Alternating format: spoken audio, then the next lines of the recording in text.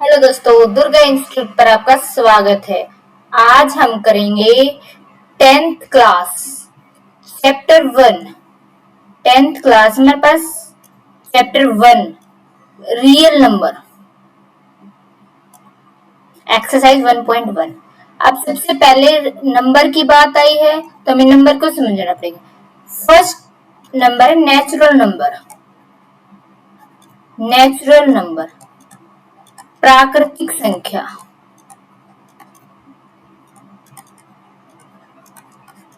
ये संख्या क्या होती है, इसको n से डिनोट करेंगे। ये 1 से स्टार्ट है, 1 2 3 ऐसे चलती जा रही है। सेकंड है होल नंबर, पूर्ण संख्या। इसको W से डिनोट करते हैं। ये संख्या 0 1 2 3 ऐसे चलती जा रही है। थर्ड है इंटीजर, पूर्णांक, जो पूर्ण अंक है हमारे पास। यहाँ 0 है, इधर 1 है, 2 है, ऐसे चलते जा रहे हैं। इधर माइनस के 1 है, माइनस के 2 है, ऐसे चलते जा रहे हैं। फोर्थ है रैशनल नंबर। रैशनल नंबर परिमेय संख्या।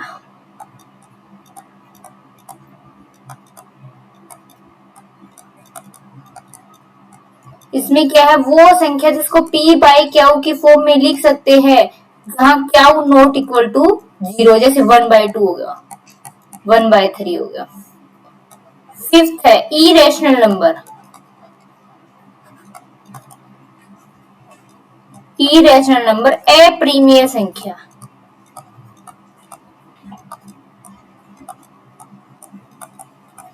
जिसको हम p बाई क्यू की फॉर्म में नहीं लिख सकते, जैसे ये हो जाए क्यू 0 हो जाए 1/0, जिसको p बाई क्यू की फॉर्म में नहीं लिखा गया।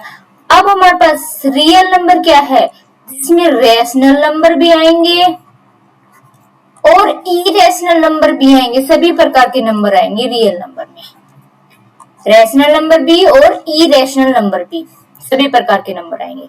अब हमारे पास ओवरव्यू हो गया। हमारे पास नंबर कौन कौन से होते हैं, प्राकृतिक संख्या है, होल नंबर है, इंटीजर है, रैशनल नंबर है, इरेशनल नंबर और रियल नंबर। रियल नंबर में रैशनल नंबर भी आएंगे और इरेशनल नंबर भी आएंगे। अब हम करेंगे एक्सरसाइज 1.1। सबसे पहले हमारे पास क्या है, use Euclid division algorithm to find HCF 135 और 225। हमें निकालना क्या है, इसका HCF निकालना दोनों संख्याओं का। यूक्लिड विभाजन प्रमेय का यूज करना हमें पास एल्गोरिथम का। अब सबसे पहले तो देखना होगा हमें पास 135 225 में कौन सा बड़ा है, तो बड़ा तो इधर रख लेंगे 225। अब 135 से भाग करेंगे इसको,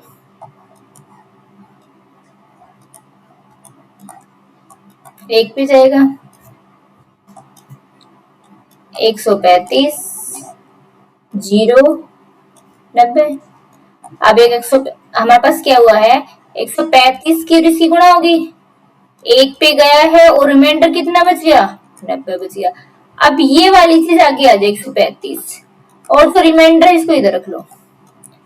अब 135 को भाग करके देखो कितने पे जाएगा, एक पे जा रहा है 90, माइनस करेंगे तो 45। तो हमारे पास एक पे गया है और रिमाइंडर कितना बच गया, 45 बच गया। अब ये वाली चीज आगे आ जाएगी 90। अब 45 से 90 को भाग करेंगे हम, ये वाली चीज 90 इधर आ जाएगी, 2 पे गया 90, तो रिमाइंडर कितना आ गया, 0 आ गया पास, 2 + 0। जहां तक लेके चलना, जहां तक ये रिमाइंडर 0 ना आ जाए। अब ये जो संख्या बच गई ये HCF होगा हमारे पास। क्या किया हमने, सबसे पहले 135 और 225 था, इनमें से सबसे बड़ा देख लिया कौन सा, 225 बड़ा है, तो 135 से भाग करेंगे इसको, रिमाइंडर यहाँ आ गया 90, तो ये 135 अंदर आ जाएगा और ये जो रिमाइंडर से इससे भाग करेंगे। अब क्वेश्चन इसमें हमारे पास रिमाइंडर 45 हो गया। अब 90 अंदर आ जाएगा, ये 45 से भाग करेंगे हम, तो हमारे पास एचसीएफ कितना निकल के आया है 45। ये हमारे पास उसका आंसर होगा। अब इसका सेकंड पार्ट है 196 और 38,220, इसमें से हमें क्या निकालना है एचसीएफ निकालना। तो बड़ा कितना हो गया 38,220। आप 196 से भाग करेंगे इसको,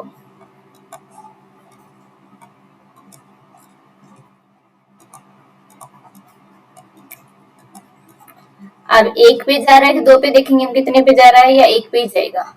अगर दो पे करके देख रहे हैं 12 1 18 19 1 और 3, तो बड़ा जाएगा एक पे जाएगा, एक पे 196। 12 में से 6 गई 6, यहाँ बच गया 7, यहाँ से क्या ली 17, 17 में से 9 गई 8, यहाँ से 1 उतार लिया, 2 उतार लेंगे यहाँ से। अब देखो कितने पे जा रहा है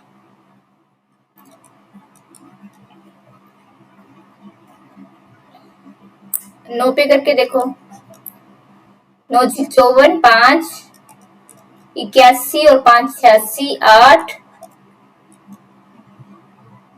9 17, तो मेरे पास 9 पे चला गया 1764। यहाँ से 12 में से 4 गए 8, 15 में से 6 गए 9 और 0। अब देखो कितने पे जा रहा है 5 पे, 5 पे करके देखो 3, हाँ 980, 5 पे जा रहा है।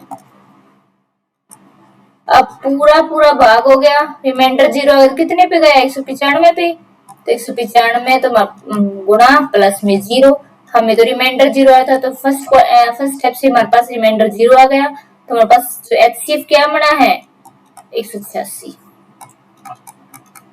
एचसीएफ की फुल फॉर्म है हाईएस्ट कॉमन फैक्टर। इन दोनों में से कौन सा सबसे बड़ा फैक्टर जो दोनों को भाग करेगा, ये हमारे पास है हाईएस्ट कॉमन फैक्टर।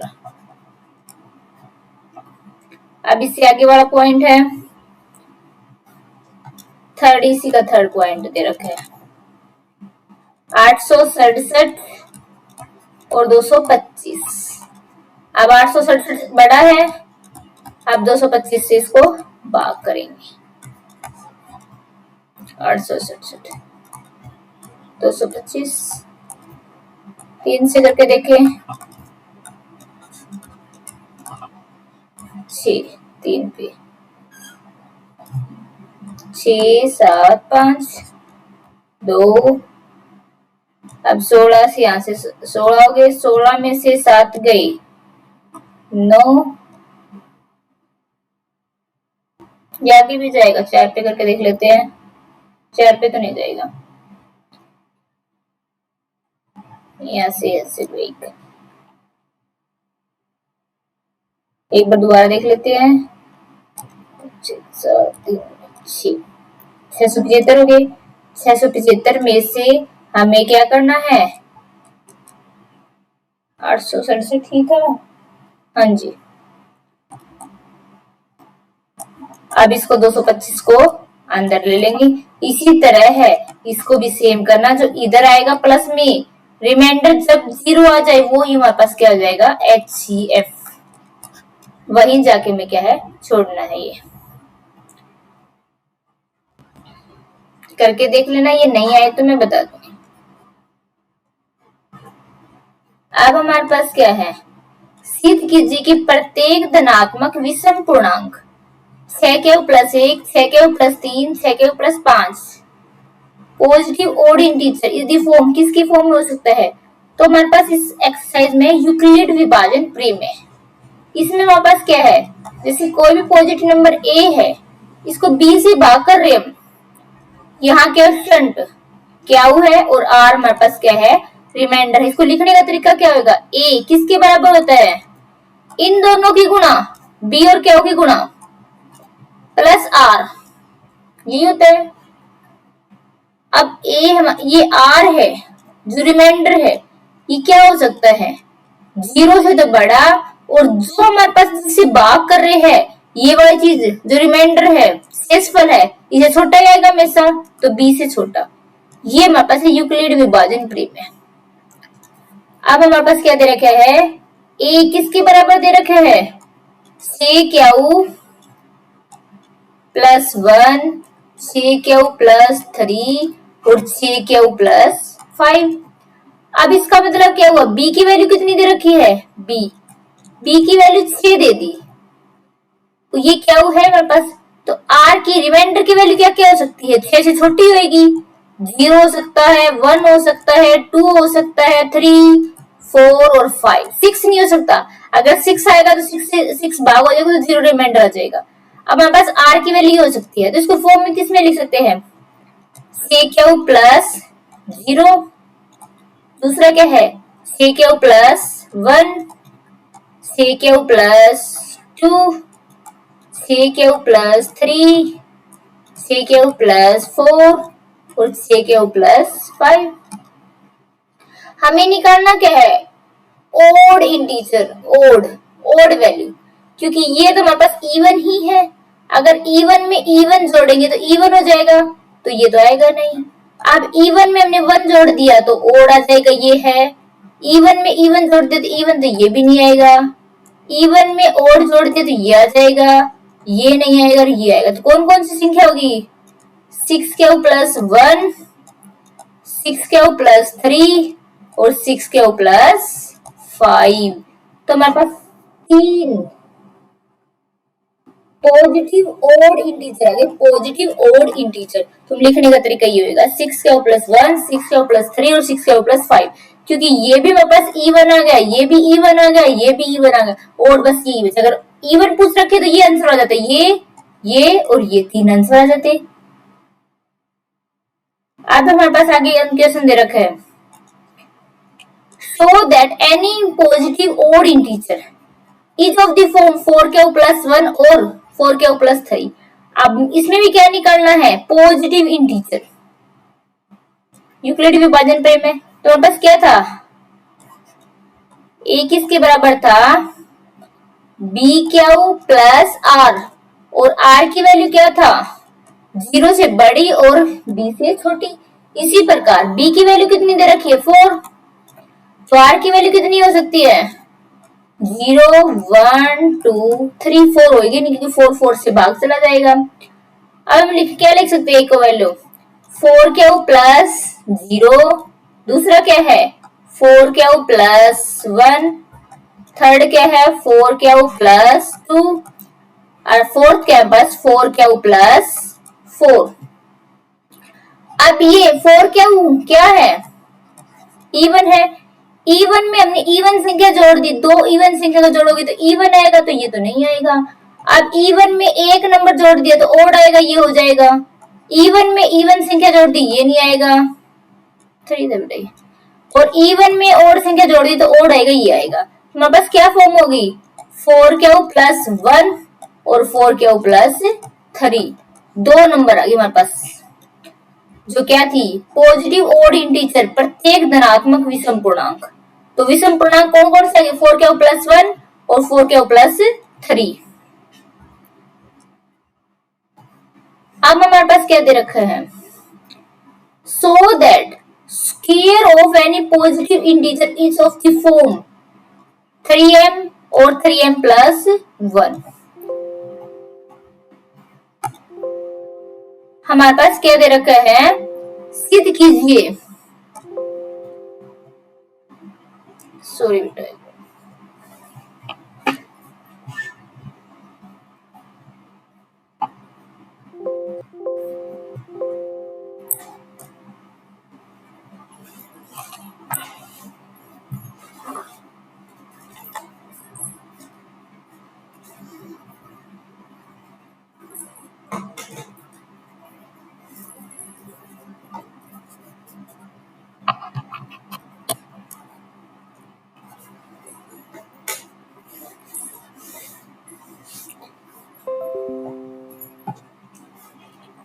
हमारे पास क्या दिया हुआ है,